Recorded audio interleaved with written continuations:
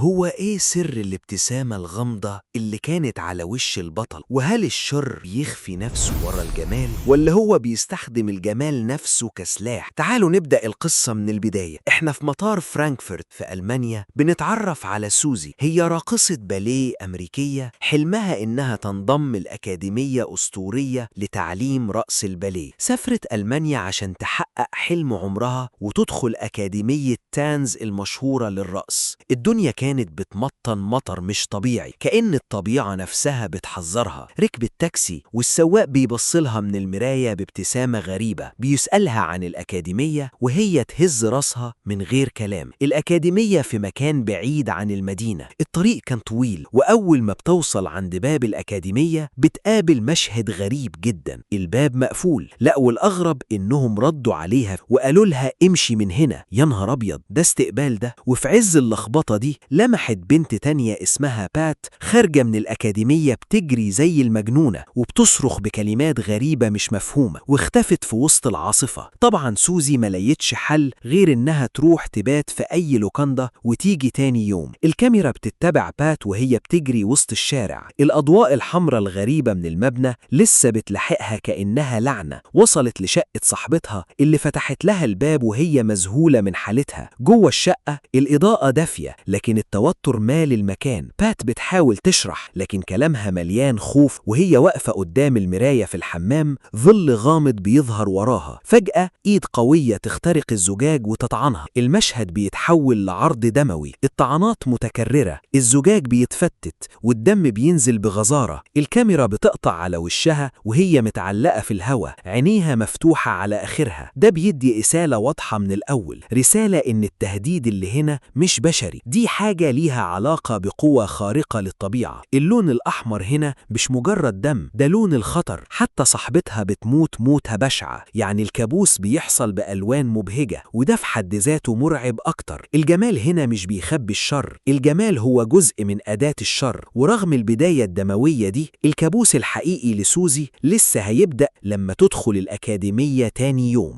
تاني يوم بقى الأكاديمية استقبلتها بوش تاني خالص. المديرة مدام بلانك ونائبتها مس تانر قعدوا يعتذروا لها عن اللي حصل، وبعدها بتعرفها على الطالبات. في ليزا كانت بنت هادي وعيونها فيها خوف مستمر، كانت بتتكلم قليل لكن كل كلمة منها كأنها تحذير مبطن في مشهد معين، وقالت لها بصوت واطي في حاجات هنا ما ينفعش تتقال، لو عرفتيها مش هتقدري ترجعي زي الأول. وبعد أيام قليلة اختفت من الأكاديمية من غير أثر، وكأن المبنى ابتلعها. ماركوس كان مختلف، شاب بيشتغل في قسم الموسيقى، دايما موجود في الخلفية وهو بيعزف نغمات غريبة على البيانو. النغمات دي مش مجرد موسيقى، كانت أشبه بطقس. بعدها بنتعرف على سارة، كانت أهم شخصية جنب سوزي، مش بس صديقة لكن كأنها المراية اللي بتكشف لها أسرار الأكاديمية. من أول لقاء بينهم سارة ظهرت ودودة وبتحاول تطمن سوزي، لكن في نفس الوقت عندها فضول كبير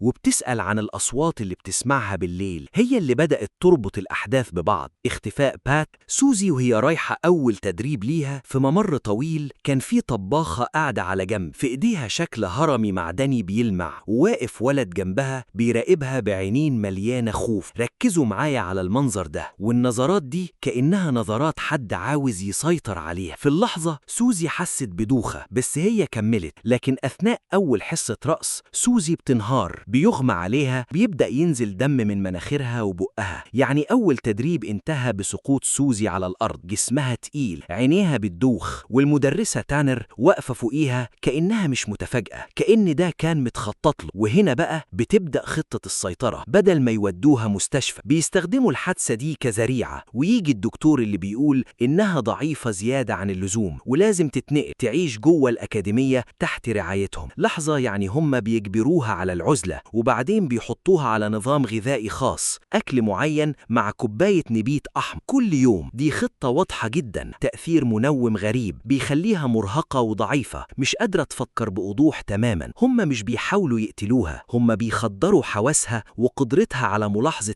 أي حاجة غريبة. بيعزلوها عن العالم الخارجي وبعدين بيعزلوها عن عقلها، وده اللي بيخليها عرضة لكل الأحداث المرعبة اللي بتبدأ تحصل. وبعدين بيحصل مشهد الدود، مشهد مقزز جدا. الدود بيملأ غرف البنات ويقع من السقف عليهم، ومس تانر بتاخد العمال لمكان تخزين الأكل وتلاقي الدود في كل مكان. يعني إيه اللي يخلي حاجة زي دي تحصل في أكاديمية باليه المفروض إنها قمة في الأناقة؟ هل ده حدث عشوائي وخلاص؟ دي إشارة واضحة. الدود رمز كلاسيكي للفساد والعفن اللي مستخبي تحت السطح، كأنه بيقول إن الوجه الجميل ده هو الكذبة المستخبية تحت السطح الأنيق. ده في حاجة ميتة وبتتحلل، الحقيقة بتطلع على السطح بشكل مقزز حرفيا. والمشهد ده بيكون ليه نتيجة غير متوقعة، بيجبروا كل الطالبات يناموا في صالة الرقص الكبيرة، وده بيدي فرصة لسارة إنها تتكلم مع سوزي. هنا بنبدأ نفهم إن في سر كبير. سارة بتحكي إنها كانت صاحبة بات البنت اللي اتقتلت، وإن بات كانت مهووسة بسر خطير عن الأكاديمية ليه علاقة بالصحراء، واحدة اسمها هيلينا ماربس. والأهم إنها بتفتكر كلمتين بات كانت بتردده، هما سر وإرث. دي أول مرة الخيوط بتبدأ تتجمع، بس في اللحظة اللي السر بيبدأ يتقال بصوت عالي بتحصل جريمة بشعة تانية. كان في عازف بيانو أعمى اسمه دانيال، هو راجل كبير فقد بصره لكن عنده إحساس قوي بالموسيقى. كان بيعزف في الأكاديمية، ودايما النغمات اللي بيطلعها على البيانو فيها رهبة، كأنها مش مجرد موسيقى تدريب لكن جزء من الجو السحري اللي مال المكان. رغم إنه أعمى كان أكتر واحد حاسس إن في حاجة مش طبيعية بتحصل حواليه. هو بيجي كل يوم مع كلبه اللي عارف الطريق ويفضل مستنيه لحد ما يخلص. في مشهد مهم مس تانر بتعامله بطريقة صعبة وتطرده من الأكاديمية بعد ما اتهموه إنه كلبه هجم على الصبي وعضه، رغم إن الحقيقة غير كده، لأن الكلب حس بحاجة غريبة في الولد ده وكان بيبصله، والولد خاف منه. العازف الأعمى خرج غضبان وكان صوته عالي بيقول إنهم بيظلموه، لكن محدش اهتم. من اللحظة دي كان واضح إن نهايته قربت. في الليل وهو خارج من البار وهو ماشي في ساحة واسعة وسط المدينة مروح لبيته، الكاميرا بتتبعه من بعيد، خطواته بطيئة، العصا بتخبط في الأرض، والكلب اللي معاه ماشي جنبه. فجأة الجو كله اتغير، أصوات غريبة بدأت تتردد كأن قوة مظلمة بتراقبه. الكلب اللي كان أوفى صديق ليه بدأ يزمجر وبعدين انقلب عليه بشكل مرعب. المشهد كان صادم، الكلب اللي هو يعتبر عينه ودليله بيهنم عليه بوحشية، عضه في رقبته والراجل وقع على الأرض وهو بيصرخ لكن محدش أنقذه. الكاميرا ركزت على اللحظة دي كأنها طقس انتقامي مش مجرد حادث. موت العازف الأعمى كان رسالة واضحة إن أي حد يحاول يقرب من سر الأكاديمية مصيره الهلاك. ده معناه إن قوة الأكاديمية مش محبوسة جوه جدرانها، ده بيورينا إن نفوذهم بره كمان. هم بيقدروا يفسدوا أي حاجة في العالم الخارجي ويحولوه لسلاح، بيحولوا أكتر رمز للأمانة والولاء لأداة قتل وحشية. الرسالة هنا واضحة، مفيش مكان آمن، وده اللي بيخلي سارة تترعب أكتر. المشكلة إنها بتحاول تشرح لسوزي، بتوريها مفكرة بات، لكن سوزي معظم الوقت متخدرة من تأثير النبيذ، مش قادرة تستوعب حجم الخطر حواليها. سارة كانت دايما أقرب واحدة لسوزي، والليلة اللي كانوا قاعدين فيها في حمام السباحة كانت بداية كشف الأسرار. الجو كان هادي، المية ساكنة، لكن كلام سارة كان مليان خوف. بدأت تحكي لسوزي عن الأصوات اللي بتسمعها بالليل، عن التنهدات الغريبة ورا الستارة. قالت لها إن بات قبل ما تموت كانت بتتكلم عن كلمة آيريس، وإن دي مش مجرد كلمة، دي مفتاح لممر سري. طبعا سارة بتبقى هي العين والعقل الواعي جوه الكابوس ده، لكنها معزولة. سوزي كانت لسه مش مصدقة، عينيها تقيلة من النبيذ اللي بيخدرها، لكن سارة فضلت تلح عليها، لازم نصحى، لازم نعرف ايه اللي بيحصل هنا، لو فضلنا ساكتين هنكون الضحية الجاية. في الليلة اللي بعدها سارة دخلت أوضة سوزي وهي نايمة وبدأت تهزها وتقول لها سوزي فوقي، لازم نتحرك دلوقتي. لكن سوزي كانت مشلولة، مش قادرة تتحرك، كانت متخدرة. سارة فهمت إن مفيش وقت، فكتبت كل ملاحظاتها ورسمت خريطة صغيرة وحطتها في درج سوزي، وبعدها خرجت لوحدها. الدنيا ضلمة والكل نايم وكل خطوة بتعمل صدى. فجأة بدأت تسمع خطوات وراها، قلبها بيخبط وهي بتجري لحد ما دخلت أوضة وفي حد بيحاول يفتحها. بتلاقي شباك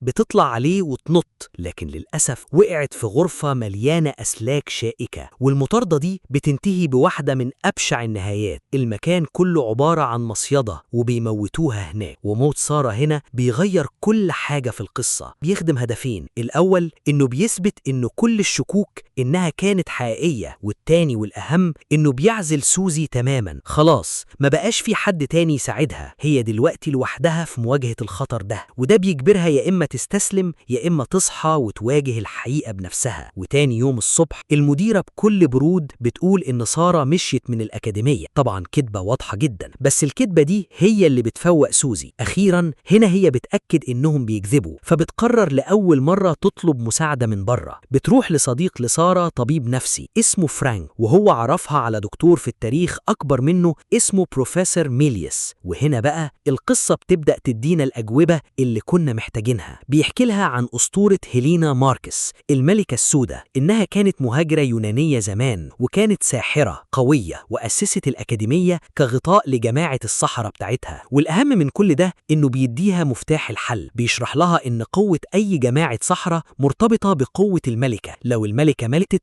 كل حاجة بتنهار. وقدر يفك لها شفرة كلمة آيريس، وإنها ممكن تكون رمز بيستخدم لفتح باب سري. سوزي رجعت الأكاديمية وهي خلاص مش زي الأول. دخلت المبنى بخطوات حذرة، الجو كله ساكن بشكل غريب، كأن الجدران نفسها بتراقبها. أول ما وصلت أوضتها لقت الأكل والنبيذ مستنيينها. بصت في الكاس، افتكرت كلام سارة عن النبيذ والأكل اللي بيخدرها، وقررت ترميه في الحوض. اللحظة دي كانت نقطة التحول. عقلها بدأ يصحى، وبدأت تفتكر الورقة اللي سارة سايباها في الدرج. فتحت الدرج، لقت الورقة الصغيرة اللي فيها الملاحظات والخريطة وكلمة آيريس مكتوبة بخط واضح. قلبها بدأ يدق بسرعة، عرفت إن دي العلامة اللي لازم تتبعها. خرجت من أوضتها بالليل، الممرات مظلمة والأنوار ضعيفة، وكل خطوة بتعمل صدى كأن المبنى بيتنفس معاها. سوزي بدأت تفتكر كل كلمة قالتها صاحبتها سارة قبل ما تختفي. افتكرت كلامها عن صوت الخطوات المريب والاتجاه اللي كانت بتمشي فيه، وبدأت تمشي ورا الخيط خطوة بخطوة لحد ما وصلت لممر معين. لفت نظرها ورق الحائط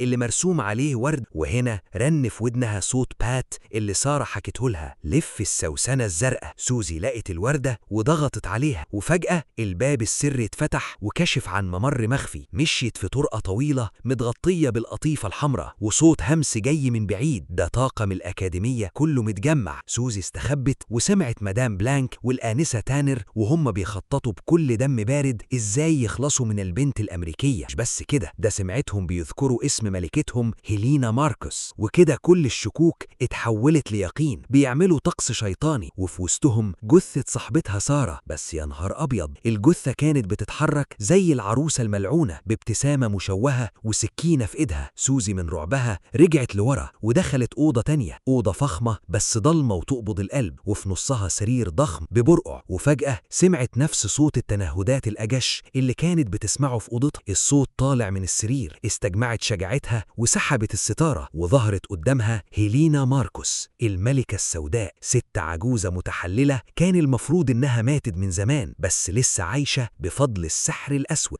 هيلينا كانت مش مرئية، بس مع كل ومضة برق كان شكلها البشع بيظهر جزء من الثانية. الساحرة حست بوجود سوزي فصحت جثة سارة وخلتها تهجم عليها بالسكينة. في نفس الوقت ماركوس كانت بتستخدم قواها الذهنية عشان تخنق سوزي. الدنيا اتقلبت في الأوضة، وفي وسط الفوضى دي وقع تمثال طاووس كريستال واتكسر. سوزي لمحت ريشة كريستال حادة، مسكتها وبكل قوتها، ومع لمحة برق تانية كشفت ظل ماركوس غرست الريشة في رقبة الظل. فجأة المكان اتملى بصوت غرغرة مرعب. الساحرة طلعت أنينها الأخير واترمت جثة هامدة، وفي لحظة السحر كله اتفك. جثة سارة وقعت على الأرض بلا روح، والأكاديمية كلها بدأت تنهار وتولع. خلاص قوة الساحرات انتهت، وسوزي بتجري عشان تنقذ نفسها. كانت شايفة الساحرات وهم بيتلووا من الألم وأجسامهم بتتحلل. سوزي بتجري وسط النيران وبتخرج من الباب الأمامي، والمطر لسه نازل زي أول مشهد. بتقفل الدايرة بتاعتها، بتبص وراها على المبنى وهو بيتحول لجحيم، وعلى وشها ابتسامة. الابتسامة دي هي اللي بتخلي النهاية قوية جدا. وبكده القصة بتكمل رحلة التحول من بنت شابة ساذجة جاية تحقق حلمها لواحدة واجهت الشر المطلق